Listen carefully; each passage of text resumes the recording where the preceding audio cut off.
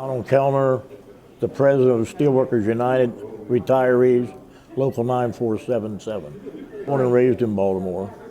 We've lost our base of employment. And the biggest thing we lost is the hope and the future of a lot of young people. I just think it's sad. I go down to Point a lot, ride by it. It brings tears to my eyes to believe that this is what happened after all the years that we put in. Sparrows Point was the life of Dundalk. It was the heartbone of Dundalk. Everything we did centered around Sparrows Point. You know, the events, we had a steel bowl game, football games each year.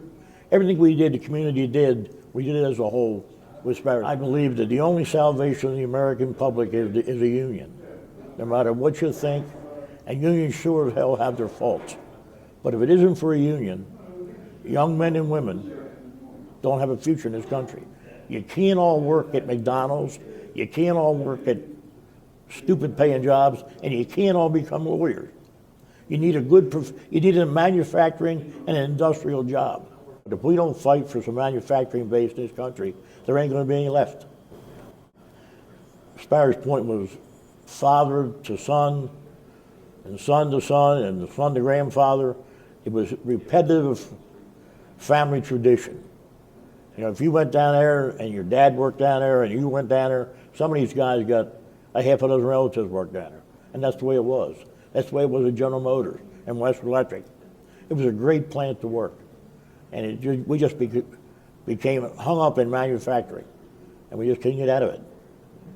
At the first and last strike that the plant has seen since 1959.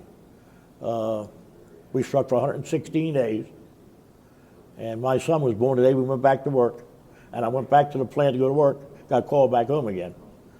So it was tough. It was tough on a lot of people, 116 days. Yes, it worked. We went back to work poor, but we had our benefits. We asked all the steelworkers to bring out, active and retirees, to bring out things that show a history of steelworkers. To strike, a hat, a document, whatever it is. And we're going to put it together and have a museum of, and it's going to be a sad day when it opens. I wish it would never open naturally, but at least we'll have something to remember on.